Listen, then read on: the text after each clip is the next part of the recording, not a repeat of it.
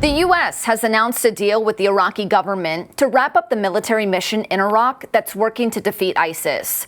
U.S. officials revealed the two-phase transition plan on Friday that will close the Operation Inherent Resolve Task Force by the end of 2026. The first phase will begin after the November election. That's when American forces will start departing from al-Asad airbase in western Iraq and move to Hareer base in northern Iraq.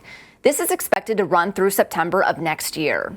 In the second phase, Iraq will allow the U.S. coalition to keep using its territory for missions across the border into Syria until at least September 2026. The Biden administration has not said how many of the approximately 2,500 troops still serving in Iraq will stay there. However, the U.S. State Department said the military mission would ultimately transition to a bilateral security relationship. This all comes at a contentious time for the Middle East, with the escalating conflict between Israel and two Iranian-backed militant groups in Lebanon and Gaza. On Monday, an Israeli airstrike killed Hezbollah leader Hassan Nasrallah in Lebanon. U.S. Secretary of State Antony Blinken weighed in, calling for diplomacy and commented on the future of ISIS. Lebanon, the region, the world are safer without him. This is not the time to let up.